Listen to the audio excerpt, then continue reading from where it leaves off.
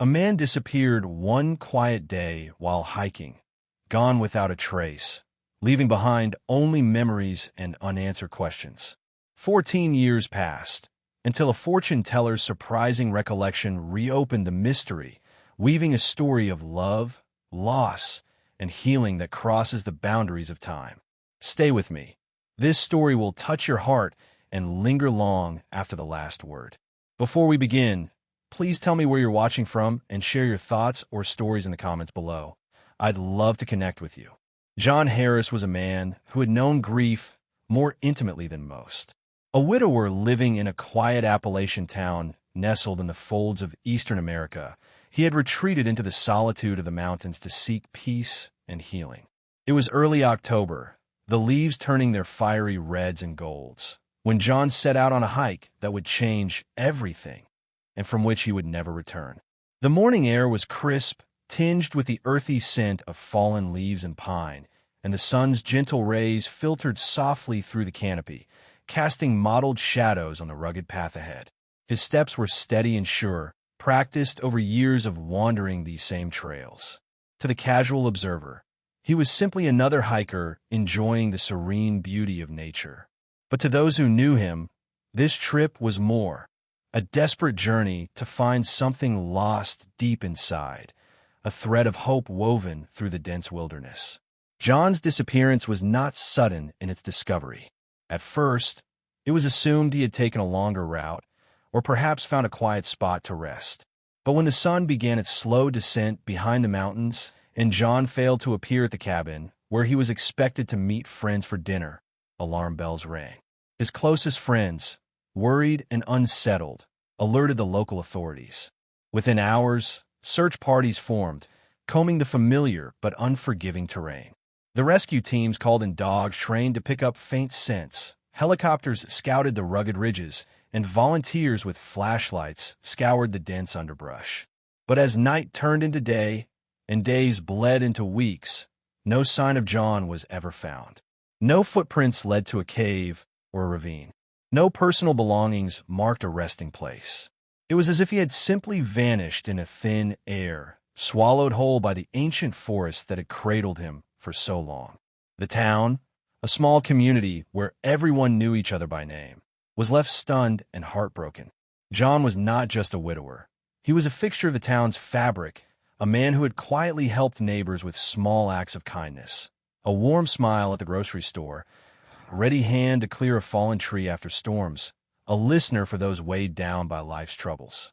His loss left a silence that echoed through the streets and homes. His daughter, Emily, now in her early 20s, was shattered. The daughter and father had shared an unbreakable bond, forged through their shared grief after losing John's wife and Emily's mother 5 years before the hike. Together, they had clung to memories and the mountain trails that reminded them of better times.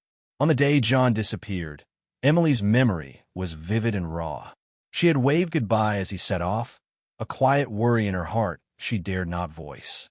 "Be careful, Dad," she had said, watching his figure disappear down the winding path. That was the last time she saw him.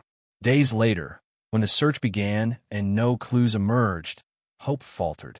But Emily refused to give up. She kept his favorite sweater folded neatly on the chair by the fireplace, stared at his empty hiking boots by the door, and every night lit a candle at the window, praying for his safe return.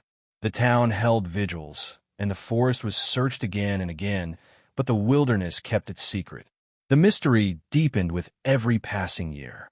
Whispers grew around local taverns and church halls. Had John been hurt by a wild animal? Did he fall victim to the harsh mountain weather? Or was there something darker lurking in the shadows of those ancient trees? Some old-timers spoke of strange lights seen on nights when the fog rolled thick through the valleys, while others mentioned eerie noises that unsettled even the hardiest hunters. But no one had answers, and the official case went cold. The disappearance became one of those local legends, a story parents told their children to remind them of the mountain's power and mystery. Yet, beneath the whispers was a deeper ache, a family's unanswered question, a daughter's unending longing. Through the years, Emily grew up holding on to fragments of her father's spirit. his kindness, his quiet strength, his love for the mountains, all lived inside her like a flame refusing to be extinguished. And in the stillness of the Appalachian nights, when the wind rustled the leaves and the stars seemed closer than ever, she would close her eyes and imagine his footsteps beside hers, guiding her back to the hope that one day the forest would give up its secret and John Harris would come home. That fateful disappearance was not just the story of a man lost in the wild. It was the story of a family suspended between hope and despair, a town grappling with loss, and the quiet promise of a mystery waiting to be unraveled. And as the 14th anniversary of John's disappearance approached, a new presence arrived in the town, a fortune teller named Madame Clara, bringing with her memories and whispers from beyond that would ignite a journey no one could have foreseen. Before the heavy silence that swallowed John Harris's presence, there was a life filled with warmth and simple joys, one that painted the true measure of the man lost to the mountains. John had been a husband first, and it was that role that defined much of who he was. Married to Margaret, his high school sweetheart, their love was a steady flame that warmed everyone who knew them. Theirs was a bond built on shared laughter beneath wide blue skies, on quiet evenings by the fireplace, and on the comfort of understanding so deep it needed no words. They lived in a modest wooden house on the edge of the town, surrounded by sprawling fields and the whispering trees that John would one day seek for solace. Margaret was the heart of their home, a nurse known for her gentle hands and generous spirit, and John, with his calm and steadfast nature, was her anchor. Together, they raised Emily with an unwavering devotion. The family's days were simple but rich with moments that felt like blessings. Sunday morning breakfasts with the smell of fresh coffee and pancakes, summer evenings spent fishing by the river, and long drives through the countryside where the three would sing along to old country songs on the radio. John loved the outdoors not only as a hobby, but as a place where he could breathe free and reconnect with the world beyond the small town's boundaries. When Margaret fell ill, everything changed. The sickness came quietly at first, a slow shadow creeping into their lives. The days that once shone bright with laughter became tinged with worry and quiet tears. John was a pillar of strength during those dark months, tirelessly caring for his wife with a patience born of deep love. But when Margaret passed away, the loss shattered the fragile peace of their home. Emily, barely 10 years old, lost her mother, and John lost the light of his life. The house that had once been filled with warmth grew colder, and the mountains, once a place of shared adventures, became a refuge for John, a place where he could try to heal wounds too deep to show. John's hiking trips began as short escapes, moments stolen from the crushing weight of grief. He would rise early, pack a small bag, and disappear into the folds of the Appalachian trails, where the forest whispered secrets only the wind could understand. For hours, sometimes days, he walked among the towering pines and rugged cliffs, feeling the rough bark beneath his hands and the soft earth beneath his boots. The mountains held memories of Margaret, too, their laughter echoing through the valleys, their dreams spoken aloud beneath the stars. Hiking was more than an activity. It was John's way of carrying her presence with him, a silent conversation with the past. Neighbors often saw him on these walks, a solitary figure moving with quiet purpose. He was not a man of many words, but when he did speak, his voice carried the gentle strength that had endeared him to so many. John shared his love for nature with Emily as well, teaching her to identify wildflowers, to listen to the songs of birds, and to respect the land that had sustained their family for generations. These lessons were their way of holding on to each other, building a bridge between what was lost and what remained. Emily remembered her father as a man who, despite his grief, never let sorrow consume his spirit. There was a dignity in the way he faced each day, a quiet courage that inspired those around him. Even in the darkest moments, John's eyes held a spark, a hope that life could still hold beauty, even when shadowed by pain. It was this hope that carried him forward, that led him deeper into the mountains on that final journey. The trail he chose was one he had traveled before, a place where the forest opened into clearings bathed in sunlight and where the silence was almost sacred.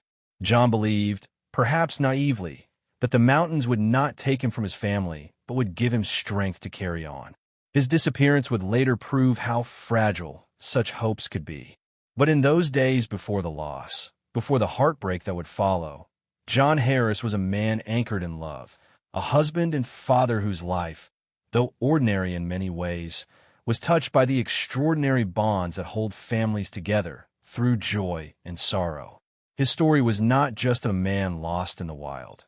It was the story of a man who lived deeply, loved fiercely, and sought peace in a place where the earth meets the sky. As the seasons turned after Margaret's passing, the community around John and Emily rallied quietly, offering meals, company, and silent prayers. The church bells tolled for Margaret, and her memory was kept alive in the hearts of friends and family.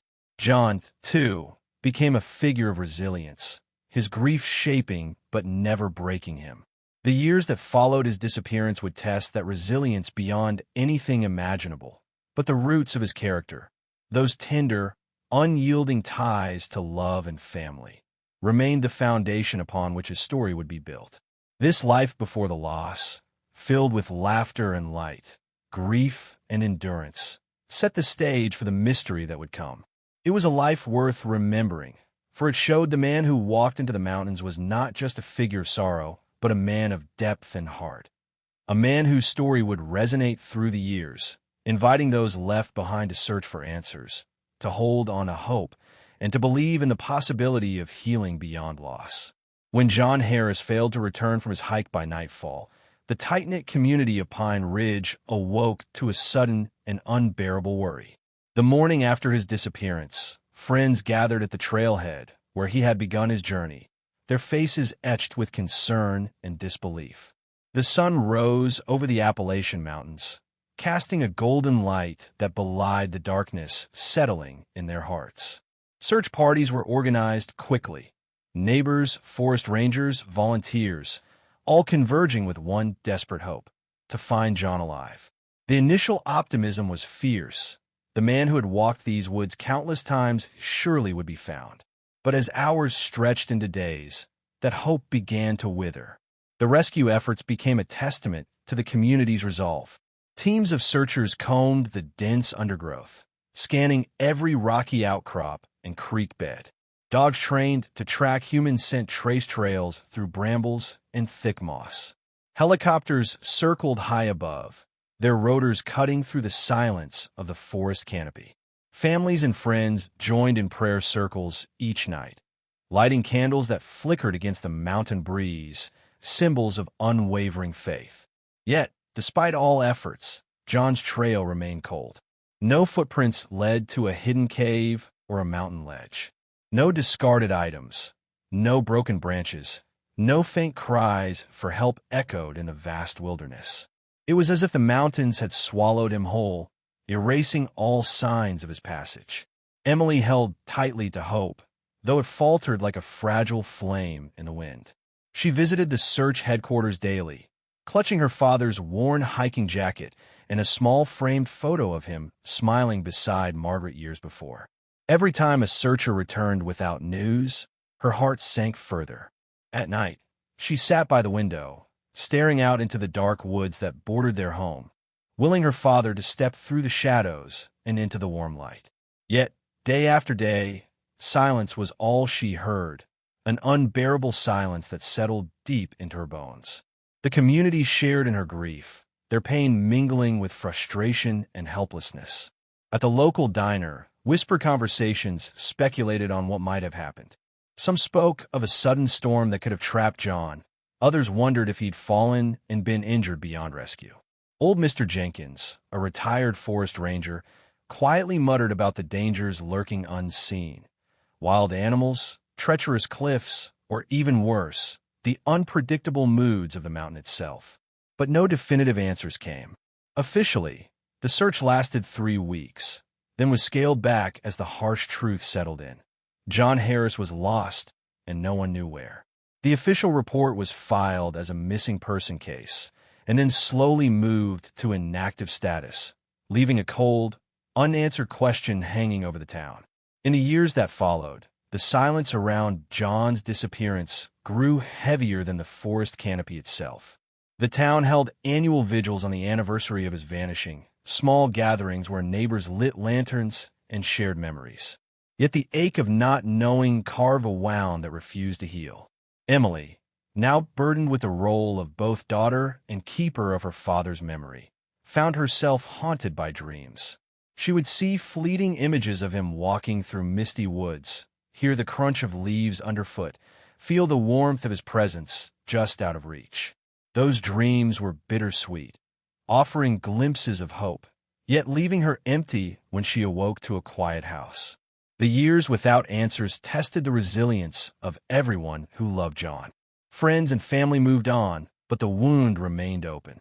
Emily sought solace in her father's favorite places, the river bend where he taught her to fish, the old oak tree where he carved their initials, the mountain trails that echoed with his footsteps.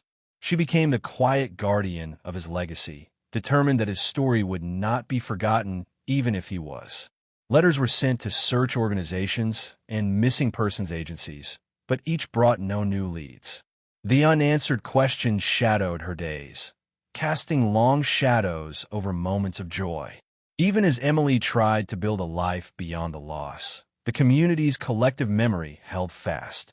Pine Ridge was a place where the past was never truly past, where stories lived like old roots beneath the surface. John's disappearance became part of the town's fabric, a whispered legend told with a mix of sorrow and reverence. Some locals avoided the topic, afraid of stirring old ghosts. Others clung to every scrap of information, hoping for a miracle. The mountains themselves seemed to hold their breath, as if guarding a secret that only time could reveal. What made John's disappearance so haunting was not just the mystery of where he had gone, but the silence left behind, an absence so profound it spoke louder than any answer ever could.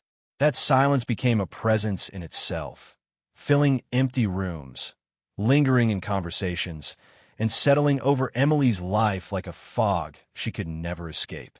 It was a silence that demanded to be broken, a quiet that cried out for truth. And yet, in that silence, a new chapter was about to begin.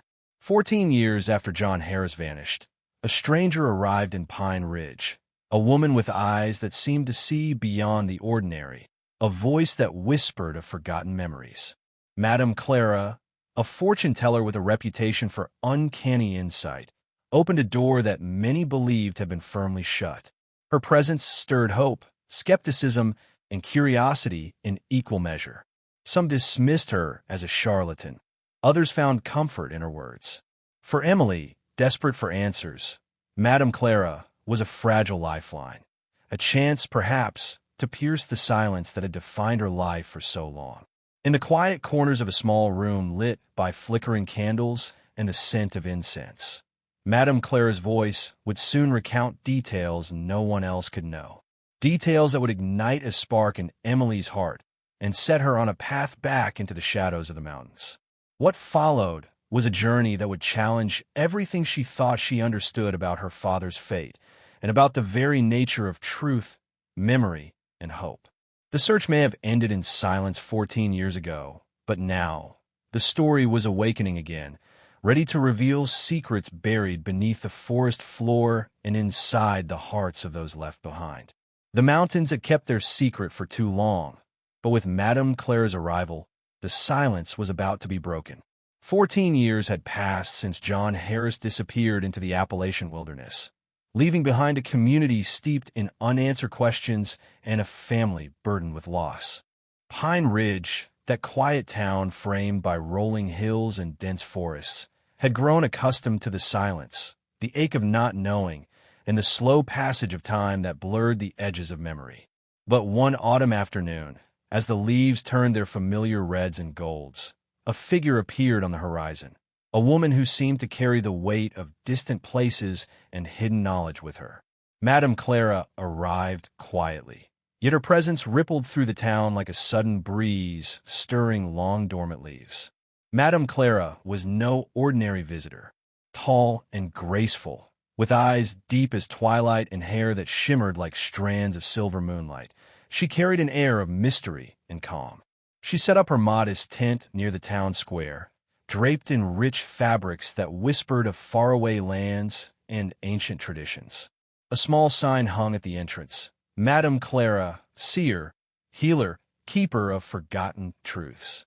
For many in Pine Ridge, this was unfamiliar territory. Skepticism mingled with curiosity. Fortune-tellers were not often part of their everyday lives. And yet, there was something about her, a quiet conviction, a gentle kindness, that softened their doubts. Emily was among the first to seek her out.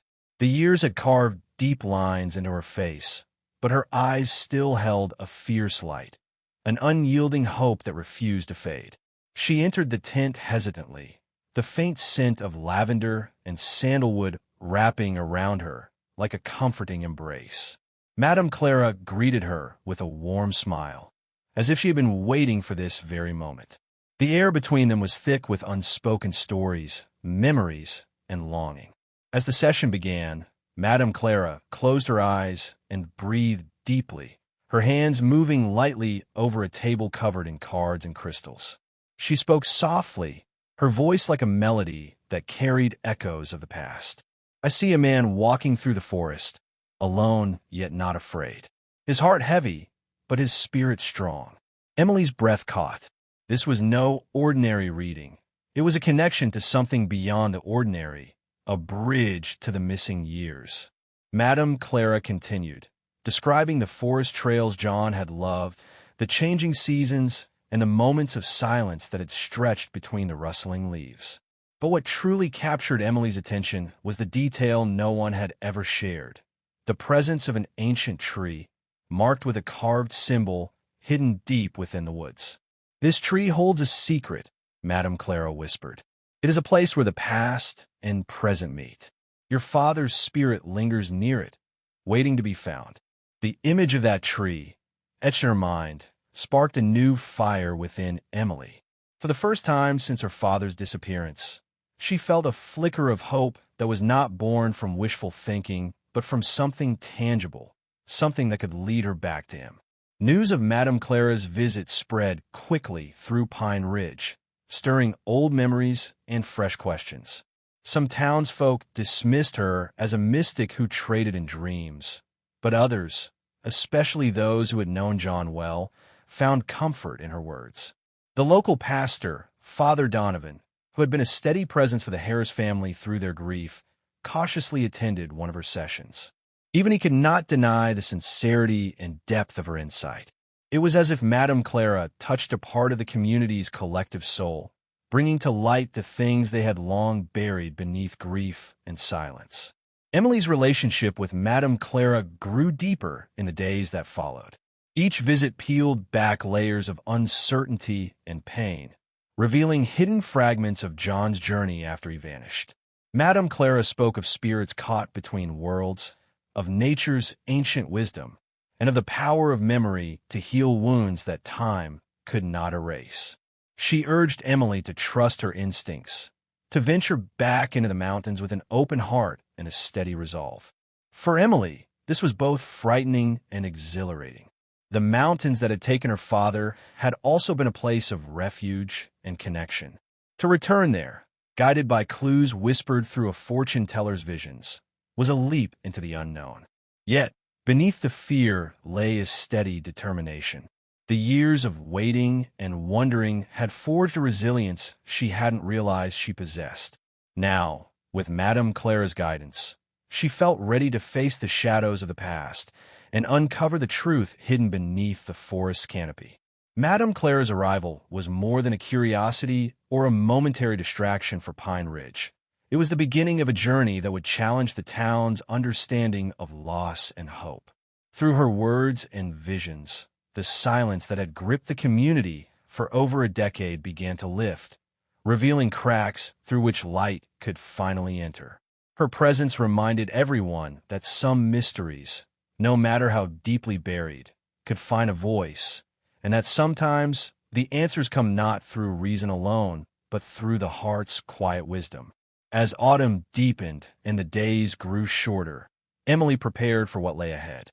With Madame Clara's counsel, she gathered what she would need: old maps, her father's journal entries, and a small charm the fortune-teller had given her, said to protect those who dared to seek the hidden truths. The path before her was uncertain, winding through memories and shadows, but the flame of hope that Madame Clara had rekindled was steady and bright. This journey would not only lead Emily back to the mountains where John had disappeared, but also deeper into the mysteries of love, loss, and the strength of a daughter's heart. Madame Clara watched her with quiet understanding, knowing that the coming days would test Emily in ways she had never imagined.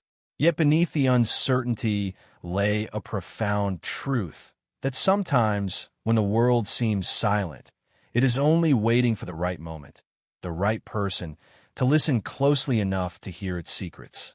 The day Emily stepped into the embrace of the forest once more, the world seemed to hold its breath.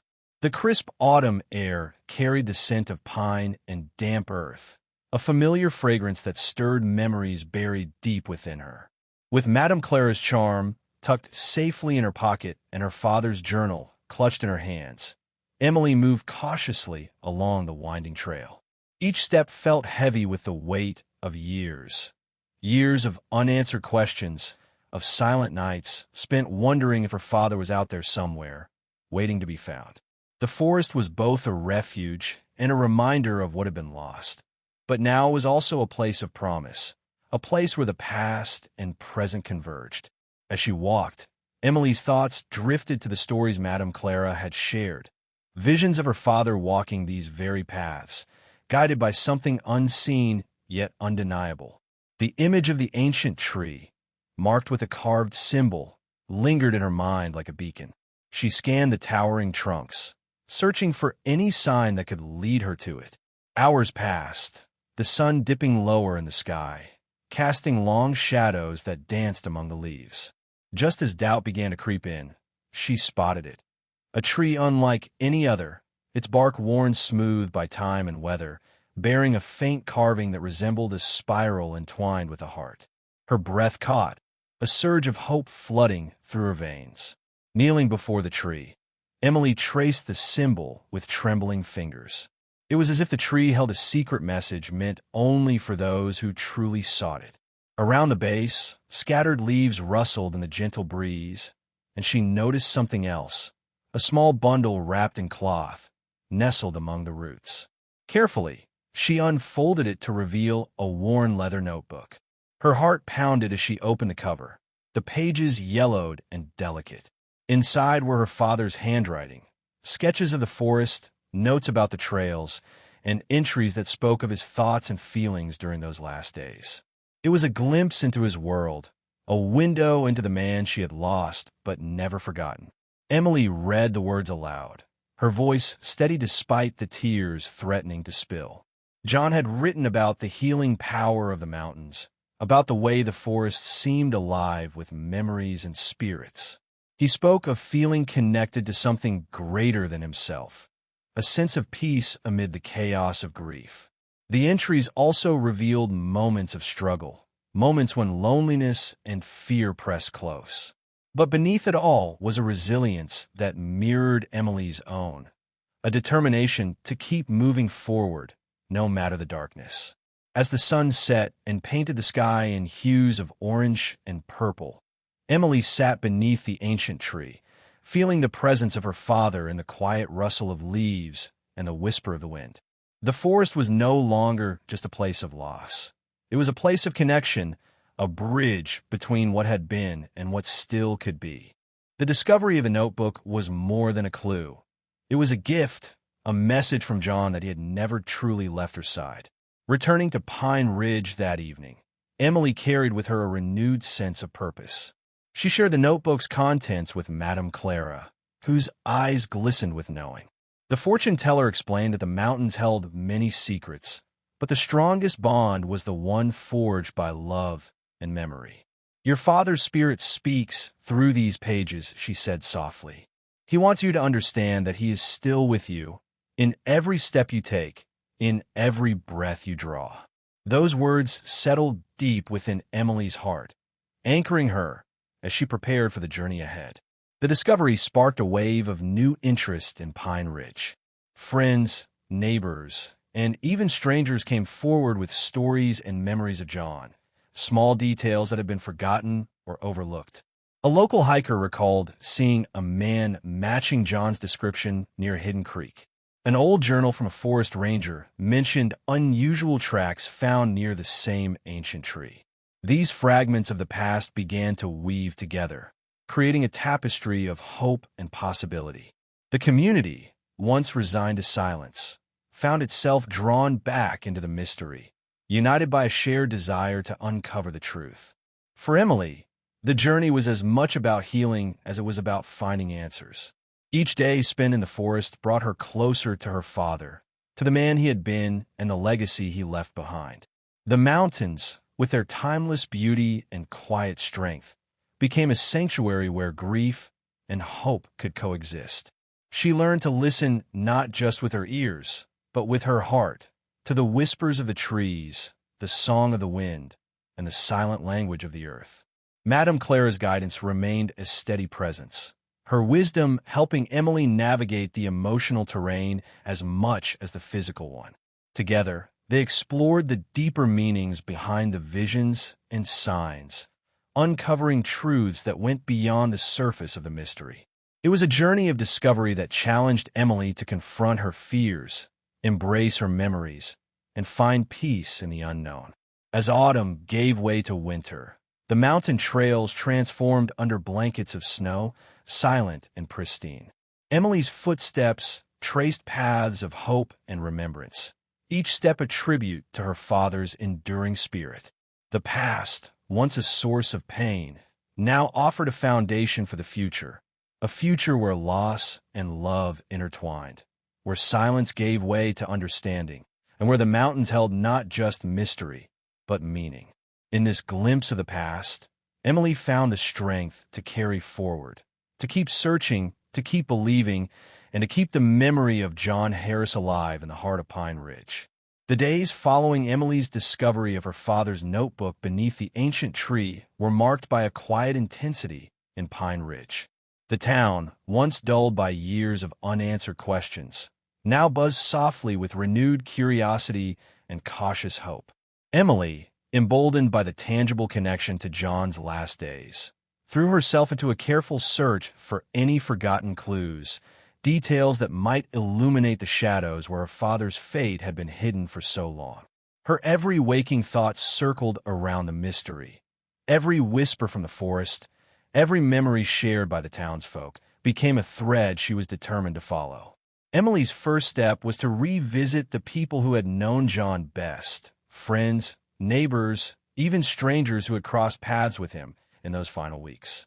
She carried the notebook with her, reading passages aloud as a way to unlock memories that had been tucked away, sometimes buried beneath years of grief and silence.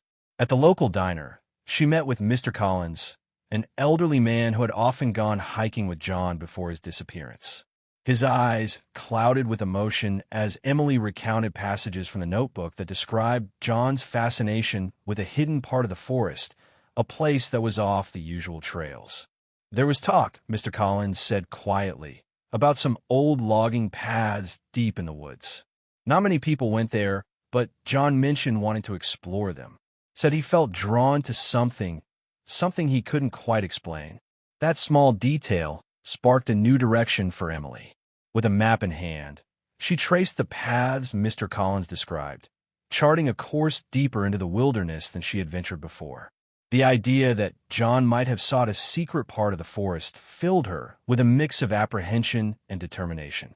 Next, Emily sought out Hannah, a childhood friend who had worked alongside her father in the local community center.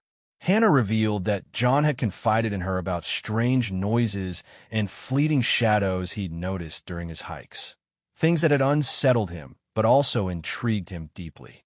He believed the forest was alive with stories, Hannah said, her voice hushed. Not just the kind we tell, but stories the land itself holds. Whispers of the past that only someone willing to listen could hear. Emily felt a chill run down her spine.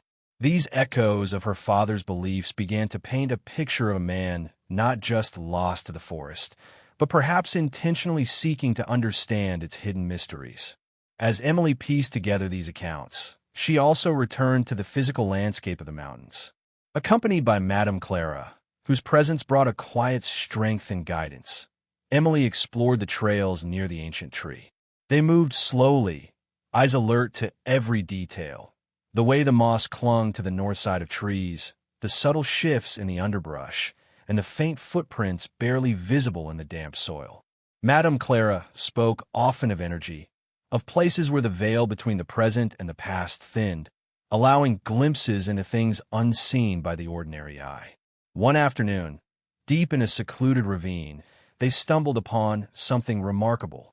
Half buried beneath fallen leaves and twigs was a small, weathered box. Its wood cracked and faded, but still sturdy.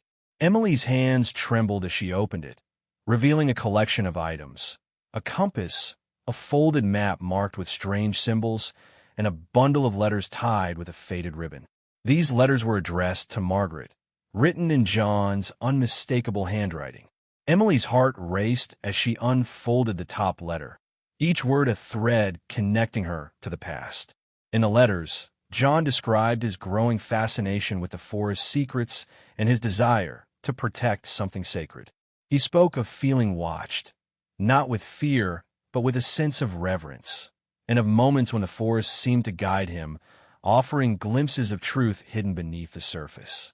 The map hinted at locations only he knew, places that might hold the key to understanding what had happened to him. This discovery was more than a clue. It was a lifeline, a message from a man who had been lost but never truly gone. Back in town, Emily shared the findings with Madame Clara and a small group of trusted friends. The sense of urgency grew as they realized the pieces of John's puzzle were coming together. The ancient tree, the secret trails, the letters, they all pointed to a story much larger than a simple disappearance. It was a story about the bond between a man and the land he loved, about the mysteries hidden in the quiet places where few dared to look. Yet, with every revelation came new questions. Why had John chosen to disappear into these hidden parts of the forest? What was the secret he sought to protect? And most haunting of all, was he still out there, somewhere between the shadows and the light, waiting to be found? These questions weighed heavily on Emily's heart, driving her forward even as the answers seemed just out of reach. The townspeople, too, felt the pull of the mystery. Pine Ridge, once resigned to the silence, was waking from a long slumber. Old stories were retold with renewed passion, and new theories were whispered over coffee and late-night fires. The forest was no longer just a backdrop to their lives. It had become a living character in the unfolding drama, a keeper of secrets waiting for the right moment to reveal its truth. As winter's first snow began to dust the mountain peaks, Emily stood once again beneath the ancient tree, clutching the letters close. The cold air bit at her cheeks, but inside she felt a warmth born of hope and determination. The journey was far from over, but each step had brought her closer to understanding, a deeper connection to her father and the land he loved. The forest, with all its mysteries and silence, was beginning to speak, and Emily was ready to listen. The map lay open on the kitchen table, its creases deep and worn from years of careful folding. The edges were yellowed, the ink faded in some places, yet the symbols John had etched still held their mysterious allure. Emily studied it in the dim glow of the oil lamp, tracing the curving lines and strange markings with her fingertip, each one seeming to pulse with quiet meaning. Madame Clara sat nearby, eyes half closed as if meditating, occasionally murmuring words Emily couldn't fully catch. The room was thick with silence, the kind that demanded reverence, as if the map itself was sacred. The symbols on the map weren't ordinary. There were runes, star-shaped sigils, and what looked like ancient glyphs drawn beside certain spots. Madame Clara identified a few as old protective signs, ones used by cultures long forgotten to guard hidden knowledge or sacred places. Your father, she whispered, was not just exploring trails. He was following a spiritual path, a pilgrimage of sorts. This map, it's a record of that journey. Emily felt goosebumps rise along her arms. Every inch of parchment seemed to hum with purpose. They decided to follow the path marked by the runes. Emily had a deep-rooted belief that these symbols were more than markers. They were messages, almost like footprints her father had left behind for her to find. The forest had begun to feel less like wilderness and more like a place of conversation, where every rustle and whisper hinted at a presence, not frightening, but guiding. She packed supplies meticulously, as John had once done, including the letters and the compass. Madame Clara insisted on bringing herbs and stones, items she claimed would help them connect to the forest's energy and protect them from unseen forces. The trail was not one found on any modern hiking app or ranger's map. It began behind the ancient tree, weaving through thickets of underbrush and across shallow creeks. The sun barely filtered through the towering pines, and the air was dense with the scent of moss and damp earth. As they moved deeper, time seemed to bend.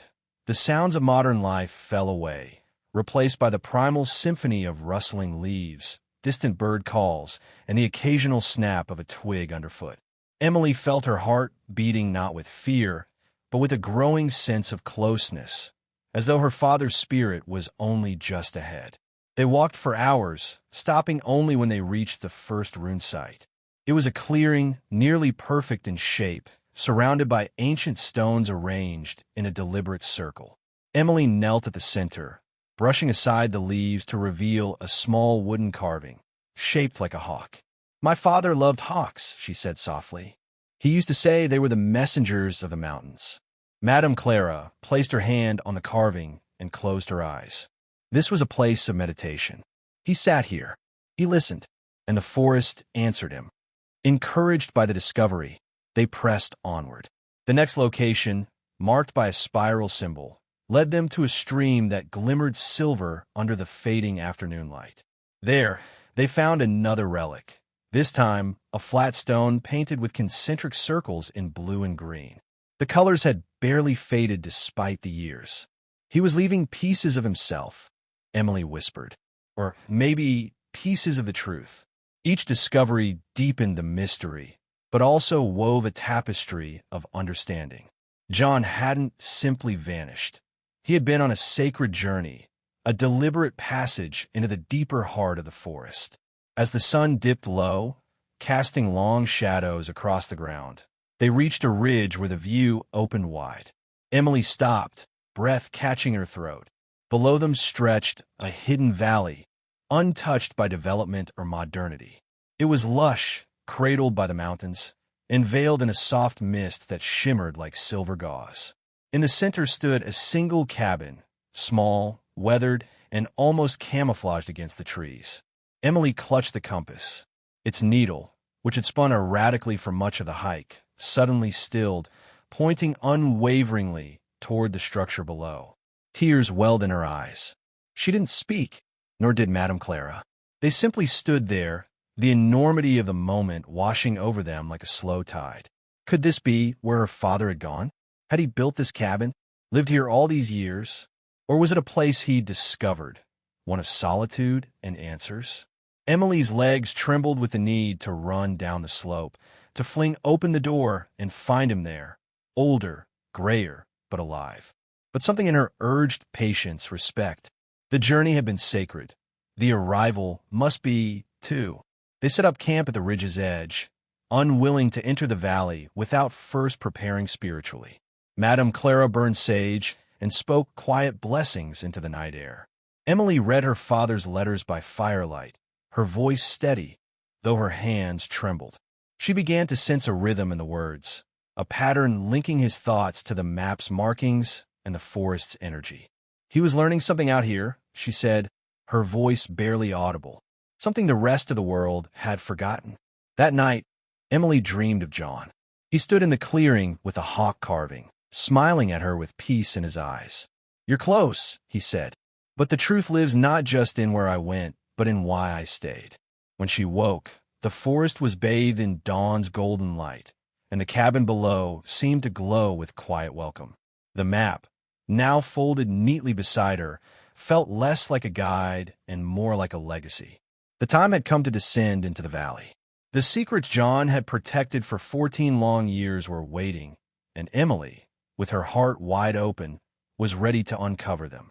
The descent into the valley felt less like a hike and more like entering another realm. The forest floor softened beneath Emily's boots as if cushioning each step, and the mist that had hung over the landscape now curled gently around her legs, neither cold nor damp, but strangely comforting. Every sound was magnified yet softened. The distant hoot of an owl, the rush of wind in the trees, the rhythmic crunch of leaves underfoot. Madame Clara walked beside her in silence, her face solemn, as though both women sensed they were not just moving through space, but through layers of time. As they approached the cabin, Emily's breath quickened. It was smaller than it had seemed from above, constructed from rough-hewn logs darkened by years of weather.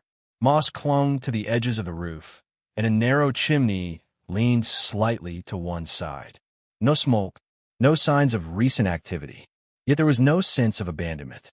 The structure stood with quiet dignity, as if it had been waiting, not decaying, but enduring. Emily hesitated a few paces away, her hand hovering near the doorknob. Then with one deep breath, she pushed it open. The hinges creaked in protest, but the door swung easily. The cabin's interior was dim but dry. Dust danced in shafts of sunlight that filtered through cracks in the wooden walls. A single cot stood against the far side, its blanket folded neatly. Shelves lined with glass jars of dried herbs, twine, and smooth river stones stretched along the wall. In the center, a small table held a worn journal, its cover faded, the leather soft with age. Emily stepped forward, drawn like a moth to flame. She opened the journal and recognized the handwriting immediately, her father's. But these entries were different from the ones in the notebook she had found earlier. These were less structured, more like reflections than observations. The first page read, "The silence here is not empty. It is full of memory, full of echoes. I came here searching for escape, but found something greater. This place is alive." Emily's hands trembled as she turned the pages. Entry after entry chronicled a man slowly peeling away the layers of his grief, confronting the raw ache of losing Margaret and eventually surrendering to the forest's embrace. He wrote of a presence, one that didn't speak with words but communicated through sensation, symbols, and the natural world. The forest, he believed, was a repository of human emotion and memory, a living archive that stored not just history but healing. In one entry, he described a vivid dream where Margaret appeared beneath the hawk tree, urging him to stay, not out of guilt or fear, but because peace is here, John, and through peace you can live again. Emily's tears fell freely as she read. Her father had not been lost. He had found something most people never even knew to seek. In this valley, untouched by time or turmoil, he had rediscovered himself. The journal's final entry was dated nearly 13 years ago. "If Emily ever finds this place, know that I love her. I know she will come one day when she's ready to listen. And if she feels what I felt here, then she'll understand why I stayed." She closed the journal and held it to her chest. The air in the cabin seemed to shift slightly, warmer, as if embracing her in quiet reassurance. Madame Clara stepped inside, her eyes soft. "He was guided here," she said, "not just by grief, but by spirit. The forest chose him, and now it's chosen you." They spent hours exploring the cabin and its surroundings, uncovering small details that painted the picture of a life lived simply, reverently. A carved walking stick leaned by the door. A collection of feathers hung from a string above the window. A small, hand-carved statue of a woman, Margaret, no doubt, rested on a shelf beside a ring box. That night, Emily built a fire in the small stone hearth. As flames crackled, she sat by the warmth, reading her father's journal aloud. The forest beyond the cabin walls rustled, as if listening. Madame Clara sat with her eyes closed, whispering words of old, words meant to honor spirits and thank the land for its shelter. The energy of the place was unlike anything Emily had ever known. It wasn't eerie or magical in a fairy tale way. It was deeply human, deeply sacred, a place where silence didn't mean absence, but presence of the truest kind. She'd dream again, this time, not of the past, but of the future. In her dream, she stood at the edge of the valley, holding the map. A child stood beside her, one she didn't recognize but instinctively knew. Perhaps a child yet to be, or simply a symbol of what her father had passed down. Together, they listened to the wind and the trees, and in that silence, she heard music, the rhythm of the earth, of life continuing, undisturbed and whole. When morning came, she knew her time in the valley was not over, but it was changing. The cabin was no longer a mystery, nor was her father's fate. She understood now, not with her mind, but with her soul. He hadn't abandoned the world. He had found a truth too profound to bring back. And yet, in his own way, he had left a path. Through journals, carvings, symbols, and silence, he had built a bridge between the seen and unseen. Emily stepped outside into the morning light. The mist had lifted. The valley was clear, brilliant with dew and possibility. She looked toward the hawk circling high above and smiled. She hadn't come to find her father's body. She had come to find his truth. And now it lived in her. The morning sun filtered through the trees like gold-dusted lace, painting the walls of the cabin with soft, flickering warmth.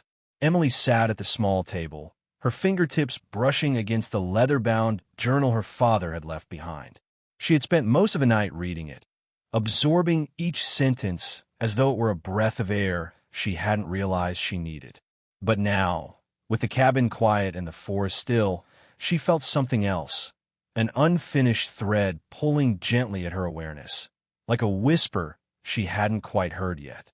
Madame Clara, ever watchful, moved silently through the room, her eyes tracing the wooden walls, her fingers pausing now and then to touch a stone, a carving, a knot in the grain. Then she stopped at the far corner, where an old wooden chest rested beneath a faded woolen blanket. "This wasn't here by accident," she said softly. "Something waits for you inside." Emily rose, her heart thudding. She approached the chest, her breath catching as she knelt and gently lifted the lid. The hinges creaked like a sigh from the past, and inside lay a bundle wrapped in oilcloth. Hands trembling, she untied the twine and peeled back the layers. Inside was a smaller book, older than the journal. No cover title, no decoration. Just paper, yellowed and edged with time. Beneath it lay a folded envelope. On the front, in careful ink, was her name, Emily Rose Hartman. Her knees nearly gave way. She clutched the envelope as though it might vanish, then slowly broke the seal. The paper inside crackled as she unfolded it. Her father's handwriting met her eyes once more, steady but laced with emotion. "My dearest Emily, if you are reading this, then you have found the path I could never explain, and you have heard the forest's voice in the same way I did. I'm sorry for the years of silence, for the questions I never answered, and the birthdays I missed. I tried so many times to write to you, to tell you where I had gone, but the words always failed me.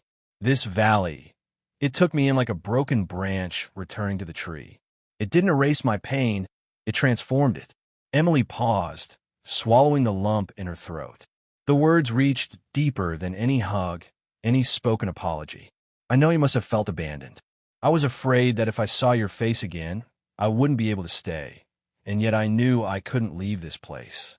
Not because I had given up, but because I had finally found a truth larger than myself. Here, I felt your mother's presence, not as a ghost, but as a part of everything, the wind, the soil, the water, even the quiet. She lived in the rhythm of this land, and through that rhythm, I learned how to live again." The letter continued with gentle recollections of Emily's laughter as a child, of the way Margaret would hum while folding laundry, of the scent of pine on summer hikes. He remembered everything. He had carried them with him, not as burdens, but as sacred pieces of a life once shared. "I built this cabin with my hands, but with every nail and beam, I was also building a place for my soul to rest. Not to die, but to be. If you've come this far, then the forest has accepted you. And I believe, no, I know, you are strong enough to decide what comes next. She reached the final lines, her breath held tight. My Emily, you are always the best of both of us. You are brave, even when afraid. You listen with your heart, even when it hurts. If you choose to return to the world beyond these trees, do so with this truth in your hands. And if you choose to stay, then know I am never far. I love you always. Dad. She folded the letter slowly, pressing it to her chest as the tears came, quiet, steady, cleansing. There was no bitterness in them, only release. Madame Clara placed a hand on her shoulder and whispered, his spirit knew you would come. That's why the letter was written, why the chest was placed there. He didn't vanish. He left a message, a bridge. Emily turned back to the journal and the older book beneath it. She opened it carefully. Inside were drawings, sketches of the forest, of ritual symbols, of the stars above the valley, maps of energy lines, and passages written in languages she didn't recognize. It wasn't just her father's journal. It was his study, his sacred record. He had become not just a man in hiding, but a student of something greater than grief. A seeker. As she turned the pages, the pieces began to fit together. The symbols on the map, the carvings along the trail, the dreams. He hadn't lost his mind or wandered aimlessly. He had followed an ancient path, perhaps forgotten by the world, but not by the land. Emily understood now. Her father had transformed his pain into a pilgrimage, and through that, he had become part of the forest's legacy. She stepped outside with the letter still clutched in her hand. The air smelled of pine and smoke, of earth and memory. A soft breeze brushed against her face, and for a moment, she swore she could hear her name spoken in the rustling leaves. The forest was not silent. It had always been speaking. She just hadn't known how to listen, and now she could. The forest, once cloaked in mystery and silence, now hummed with clarity for Emily. With every step she took away from the cabin, her senses remained heightened, as if the trees were not just watching her go, but offering silent blessings. Madame Clara walked beside her, not as a guide anymore, but as a companion on the return journey, letting the silence stretch between them in respectful understanding. Emily did not rush. The path back to the world she had left felt longer somehow, not in distance, but in weight. She was not the same woman who had driven through the mountain roads with a skeptical heart and a crumpled map. When they reached the place where the trail had first narrowed, where the mist had thinned just enough to invite them in days ago, Emily turned back for a long moment.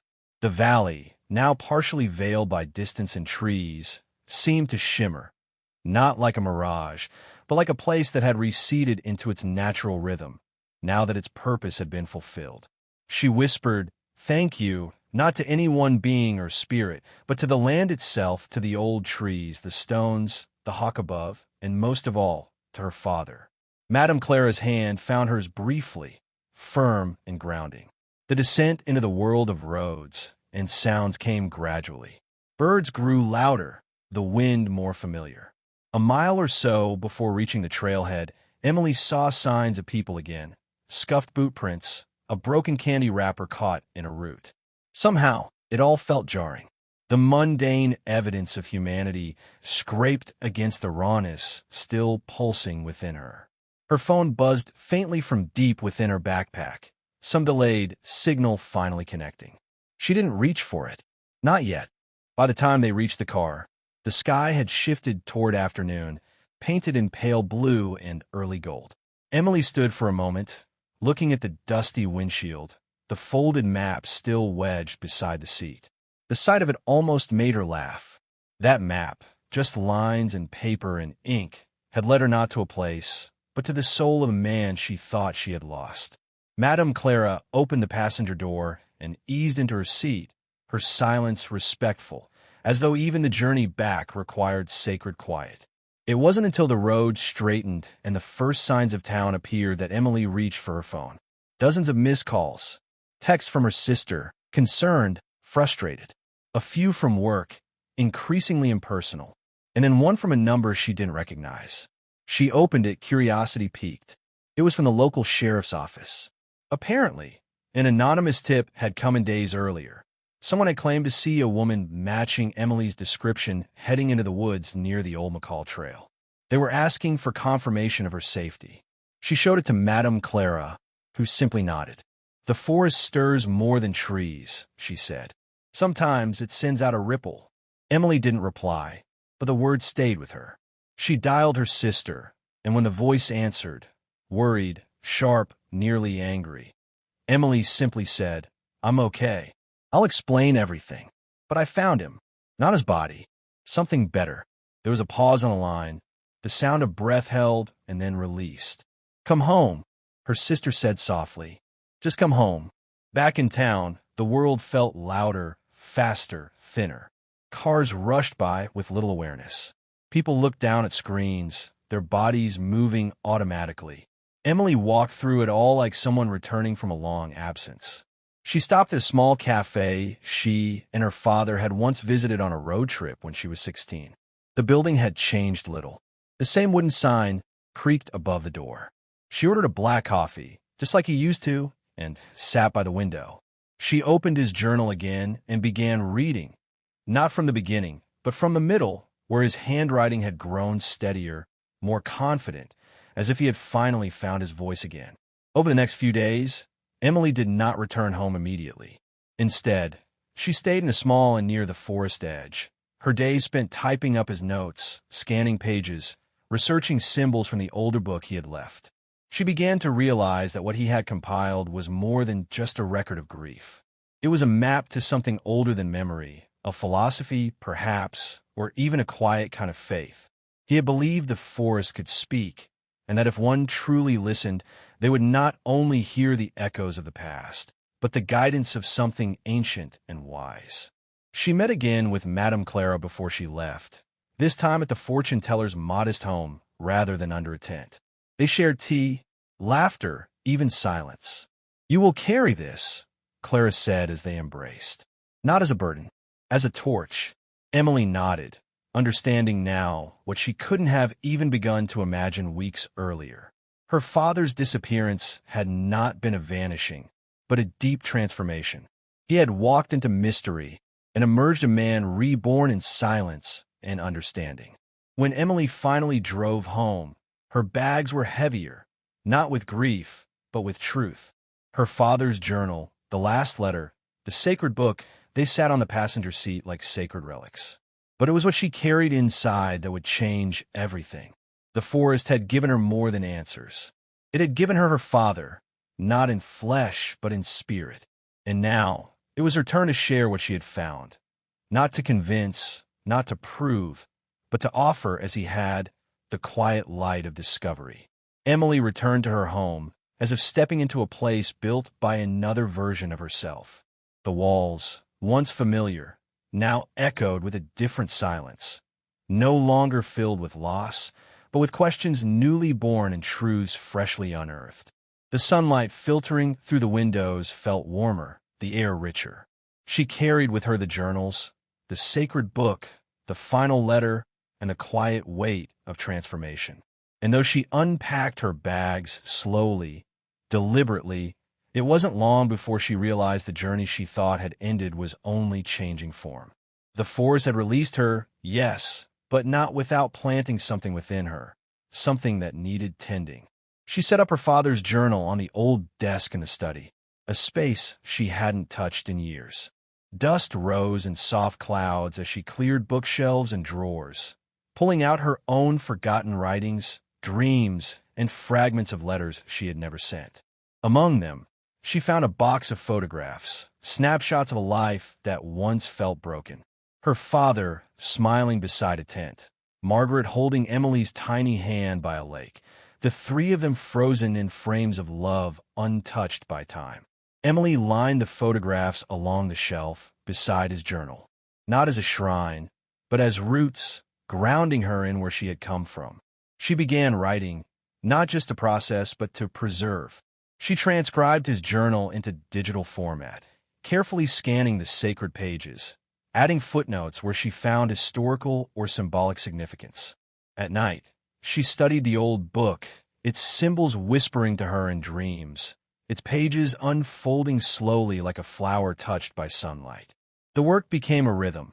Coffee at dawn, pages by midday, long walks in the park at dusk where she'd watch the trees and listen, not for voices but for the stillness between sounds. She was learning again to be present, to notice. News of her time in the forest began to spread, not through her own telling, but through quiet circles of local curiosity. The sheriff mentioned her return in hushed tones. A librarian, who had helped her as a child, reached out with an old newspaper clipping from 14 years ago, her father's missing person report. Emily read it with different eyes now. The man they described wasn't the man she had come to know in that cabin. He had not run away. He had gone inward, into the ancient embrace of grief and healing. One afternoon, while sorting the last pages of a journal, Emily received a letter in the mail. Handwritten, no return address. Inside, a woman named Ruth explained that she, too, had lost someone to the forest. Her husband had vanished in the same region decades earlier. No trace, no volvió. Ruth had read a local article about Emily's return, and something in it had stirred her. She wrote, "I don't know what you saw or what you found, but something tells me you didn't come back empty. Would you talk to me?" Emily stared at the letter for a long time. That evening, she called Ruth. They spoke for hours, not about ghosts or the supernatural, but about grief, about how it folds into life, not like a sharp wound, but like a shadow that stretches with the setting sun. Ruth wept softly when Emily described the way the forest had welcomed her, how her father had become something more than lost. At the end of the call, Ruth said, "Maybe they're not gone. Maybe they just stepped into a different kind of light." That night, Emily dreamed of the valley, not as it had been, but transformed. Sunlight dancing through fog, animals moving in stillness, and her father standing near the edge, not saying anything, just smiling. She woke with tears on her cheeks, and the first solid thought of what to do next. Her father had chronicled his journey not just for himself, but for someone who might follow. She would become that bridge, for Ruth, for others who had lost someone to the wild, to sorrow, to silence. She reached out to Madame Clara again. Together, they organized a small gathering, a circle of strangers who had all experienced the unexplainable. They met in a quiet community center on the edge of town, its windows wide open to the woods beyond. People shared stories, pain, fragments of memory they'd buried long ago. Some spoke of dreams, others of strange pullings toward nature they could never voice. Emily didn't try to explain her father's transformation. She simply offered his journal, passages of his words, the echo of his spirit. And the group listened, not with skepticism, but with hearts yearning for connection. In the weeks that followed, the gatherings grew. Emily created a space, both physical and digital, called the Quiet Path. It wasn't a grief group in the traditional sense. It was a place where people could speak to what they couldn't explain, where they could sit with the feeling that their loss was not an end, but a doorway. Her father's story became the seed from which new stories bloomed, not replicas but resonances. As the first snowfall dusted the rooftops of her neighborhood, Emily stood by her window, watching the flakes swirl through the air like tiny messengers. She held the sacred book in her hands, feeling the etched cover, the worn spine. It didn't frighten her anymore. Whatever ancient path her father had stepped into, it had never been about leaving. It had always been about becoming. And now, she was becoming too, not just the daughter of a man who disappeared, but the bearer of his voice, the continuer of his song. In that moment, she understood something deeper than words. Legacy is not what we leave behind. It's what we pass forward in quiet hands, in open hearts, in the stories we dare to share. Winter in the valley came not with sudden force, but with the slow hush of falling snow and the breathless stillness that followed. Emily found herself thinking of the forest more often, not with longing exactly, but with a deep resonance, like the hum of a note still vibrating long after the string had been plucked. The gatherings at the Quiet Path had grown into something more than she had anticipated. People arrived not to be fixed, but to be witnessed. And that witnessing was enough. Every story shared felt like a stone placed on a larger path, each voice part of a winding trail into healing. But something had begun to stir again in Emily, an echo she couldn't quite interpret. It started with the dreams. At first, they were fragments. Her father's face turning slowly in mist, the sound of pages flipping in a windless room, a cabin door swinging open to a night without stars. Then one night, she dreamed of the clearing again, the one from the forest, only now was occupied by others. People standing quietly, each facing outward, as though protecting something in the center. She walked among them in the dream, and when she reached the center, there was a small stone altar covered in moss. On it lay her father's journal, open to a page she didn't remember writing. When she awoke, she rushed to the study, breath caught in her chest. She flipped through the journal, searching, and there it was, a page she had skimmed but never read aloud. In his writing, the valley speaks in layers. One journey reveals another. Listen not just to what is said, but to what surrounds the silence. She traced the words with her finger, heart pounding. It wasn't a warning. It was an invitation. Emily felt it then, not fear, but a call, as real as any phone ringing in the dark. The forest wasn't finished with her.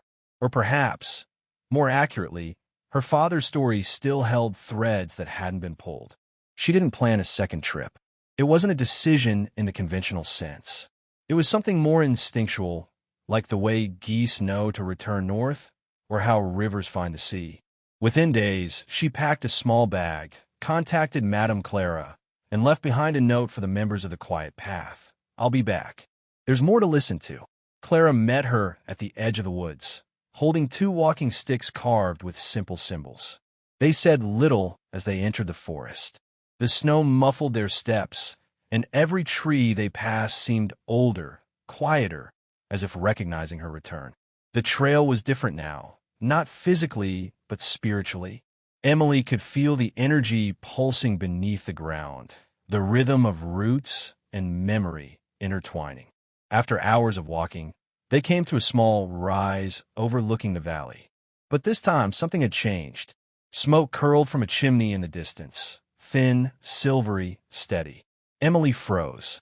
"Someone's there," she whispered. Clara simply nodded. Some journeys come full circle. They descended slowly, the snow crunching softly beneath their boots. As they approached the cabin, a shape moved past the window, a tall figure, slower than her father had been, but unmistakable in its silhouette. Her breath caught, eyes stinging. She stepped forward, each footfall echoing with 14 years of memory and loss. The door creaked as she approached, and just before she knocked, it opened. The man standing there was older, face lined with time, eyes deep with knowing. It was not quite her father, and yet it was. He looked at her with calm recognition, as though he had expected her. Behind him, the cabin glowed with firelight, and, on the table, a newer journal lay open, pen resting beside it. He said only one word. "You heard." Emily couldn't speak. Tears spilled down her cheeks, and she stepped into his embrace as though no years had passed. They didn't speak of what had happened. Not yet. Instead, they sat by the fire, shared bread in silence, and let the reunion unfold the way the forest intended. Gently, slowly, respectfully. In time, he spoke of his years alone, of how the forest had taught him to listen deeper than grief, how he had felt her nearing even before she had entered the woods. He spoke not like a man returning from exile, but like a man who had finally made peace with the world. That night, Emily dreamed not of symbols or shadows, but of a path through light, her father walking ahead, pausing to wait for her, smiling. She awoke with warmth in her chest, and the knowledge that the journey wasn't about finding someone lost. It was about remembering the wholeness that lives beneath loss. Before dawn, she stepped outside. The valley lay below, blanketed in snow, glimmering like a memory made solid. From somewhere in the trees, a hawk cried out, sharp and clear. She turned to the cabin, where her father now slept peacefully, and whispered, "Thank you for not being gone, for becoming more." And the forest, in its silent majesty, seemed to breathe in reply. The days that followed passed like pages in a quiet book. No rush, no urgency, just the slow unfolding of presence. Emily and her father, who now asked to be called Thomas, moved through the rhythm of the valley together. There was no talk of returning just yet. Instead, they shared the silence, the old stories, and the new ones still forming between them. Each morning, they walked the edge of the forest as sunlight touched the frost, and each evening they sat by the fire, sipping herbal tea brewed from leaves he had learned to gather, plants he now knew by spirit and not just name. One afternoon, as the wind stirred lightly outside, Thomas opened a wooden drawer she hadn't noticed before. From it, he took a single envelope, weathered, hand-sealed, and bound with a simple thread of pine fiber. "I wrote this not knowing if you'd ever come," he said, offering it to her. "It's the last letter, the one I couldn't send, but needed you to find in your own time." Emily took the envelope into her hands like a fragile artifact. She didn't open it right away. Something in her heart asked for stillness, for the weight of what it held to settle before the seal was broken. She placed it in her coat pocket and walked outside into the hush of early evening. The sky was the color of quiet ash, the snow pale blue beneath her boots. A single deer stood by the tree line, watching her, not startled, just aware. She nodded gently, acknowledging its presence, and it turned back into the forest. Later that night, when Thomas had gone to rest, Emily sat by the firelight and finally opened the letter. The handwriting was unmistakably his, though older now, more measured. The ink had slightly faded, but the words leapt from the page with a clarity that pierced her. "My dearest Emily," it began, "if you're reading this, then time has done what I could not. It has brought you back to me, or at least closer to where I now exist. I do not know if I will still be here when you arrive, but this letter is my last attempt to reach you across the silence I left behind." Her fingers trembled as she read. "I was not strong when I left. Grief hollowed me, and I mistook that emptiness for escape. I thought I was seeking solitude, but what I found in the valley was something I had never expected, a mirror, not one of reflection, but of depth. The valley did not show me who I was. It showed me what I had forgotten, what it means to be part of something eternal, something vast and aching and alive." Emily paused, the fire crackling beside her, shadows dancing on the walls like memories in motion. "I watched the seasons turn not just with my eyes, but with my heart. The forest taught me how to listen, to trees, to wind, to the aching silence of the soul. I did not disappear, Emily. I dissolved into something more complete. I was never lost. I was only unfinished." Her breath caught as she turned to the final page. "If you've come here, I know it's because something in you answered the same call. You are always more like me than I wanted to admit. But you're also more than me, stronger, braver, clearer. I hope you understand that this wasn't a goodbye. It was an invitation to discover your own rhythm, to reclaim what grief tried to steal from you, the ability to still believe in beauty, even when it comes wrapped in sorrow. Let the forest carry what you cannot. Let the silence speak where words fail. And let love, our unbroken, unending love, guide you forward. Forever watching, always near, your father, Thomas." Tears streamed down Emily's face as she folded the letter slowly, as if returning a prayer to its sacred vessel. She didn't cry out of pain. The grief had changed. It no longer clawed at her. It simply flowed through her like a river that had found its path again. In that moment, she realized the valley had always held his voice. It had simply waited for her ears to soften enough to hear it. She stepped outside with the letter pressed to her heart. The night was still, the moon hanging low and wide like a watchful eye. A soft breeze stirred the pines. Somewhere far off, a wolf called, not in warning, but in communion. And as Emily stood there beneath the stars, something within her settled, not with finality, but with understanding. The letter was never meant to be the end. It was the last missing note in a melody that had played across years of silence. Now the song was whole. When she returned inside, she placed the letter in the journal her father had started anew.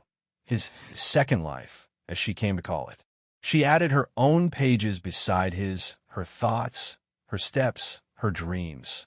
Side by side, their words braided together across generations like threads spun by the valley itself. And as the fire dimmed and sleep wrapped around her, Emily knew that she would carry this light, this echo, wherever she went next. Spring came to the valley as softly as a hymn, unfurling across the trees in waves of green and birdsong. Snowmelt carved new paths through the underbrush, and the air held the scent of pine warmed by sun. Emily had stayed longer than she thought she would. Days stretched into weeks, and weeks folded gently into a new kind of life. Her return to the cabin had not been a visit. It had been a homecoming. She hadn't said it aloud yet, but in the stillness of her heart, she had begun to understand that the valley had become part of her story in ways that neither grief nor logic could explain away. Thomas, too, had changed. He was quieter now, not because of age, but because he no longer needed to fill the space between moments with words.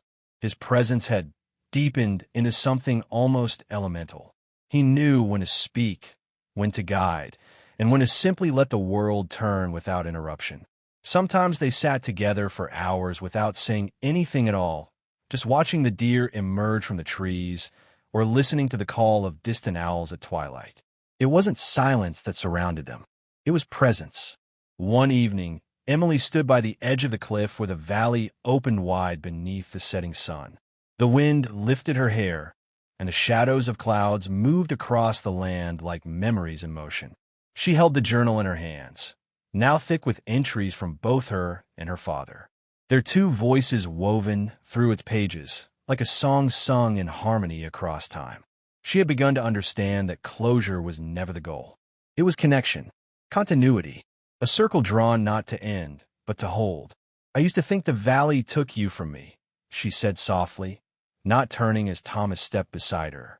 "Now I think maybe it gave you back." He nodded slowly. "I didn't know how to stay after your mother died. I thought I had to vanish to honor her memory. But the forest showed me something else. That grief doesn't demand absence. It asks for attention, for stillness, for space." She looked at him then, eyes damp but steady. "And now, he said, "I know that we carry those we love, not in the pain of losing them, but in the grace of remembering them fully." That night, by the fire, they made a decision. It was time to return, not to abandon the valley, but to carry its gifts outward, to share what had been gathered in silence and solitude. Emily would go first, back to the small town where the quiet path had grown into something deeply needed. She would return not only with stories, but with the presence of her father's wisdom, his voice now forever written beside hers. Thomas, in time, would follow, perhaps in the summer, when the forest loosened its embrace. Before she left, they performed a small ritual, guided by something neither had learned from books. They took pieces of bark and inscribed them with symbols they each had dreamed. Hers, a spiral enclosed in a sun. His, a tree with open roots. They buried them beneath the oldest tree by the cabin, pressing their hands into the earth in silence. It was not a farewell. It was an anchoring. Emily walked out of the valley alone, the same way she had come, but not the same woman. The path beneath her feet felt different, as though it had risen to meet her. The forest didn't whisper this time. It listened, and as she emerged from the trees into the open light of the road, she knew she wasn't returning to her old life. She was walking into a new one, shaped by the echoes of all that had come before. Back in town, the wind carried the scent of lilac and old books. The quiet path stood as she'd left it, but now, when she entered, it felt larger somehow. The walls held memory. The floorboards welcomed her steps like an old friend. People began to arrive again, some familiar, others new. And when they asked her what had changed, she didn't give them the full story. Instead, she handed them a journal, left open on a small cedar table. They were invited to read, to add, to reflect. What they found in those pages wasn't an explanation. It was a door. The circle had closed, and with it a new one had opened. Thomas joined her in the summer, just as the valley had promised. He arrived quietly, with little fanfare and began hosting afternoon sessions in the small garden behind the center. He taught not with lectures, but with questions that opened the heart. People listened because he didn't try to convince them. He only showed them how to hear what they already knew. Years passed, and the journal filled. And when Emily eventually grew older, her hair turning silver like the first frost on the valley trees, she passed the journal to a quiet young woman who had once sat silently through every meeting for months. That woman took it with both hands, trembling, and asked only one thing. "What should I do with it?" Emily smiled. "Listen, add your voice, and let the circle keep turning." In a valley far away, beneath a canopy of ancient pines, the wind stirred through branches as though in agreement. A hawk cried overhead, and somewhere between silence and sound, the echoes of love, grief, and healing continued, unbroken, unwritten, but never forgotten. Thank you so much for spending your time with me and listening to this story. If it touched your heart, sparked a memory, or simply gave you a moment of peace, I'm truly grateful. These stories are meant to remind us that even in silence, we are never alone, that somewhere someone understands. If you enjoyed this video, please consider subscribing to the channel, liking the video, and most importantly, leaving a comment below. I'd love to hear your thoughts, reflections, or even your own personal story. This space is a circle, and your voice is a part of it.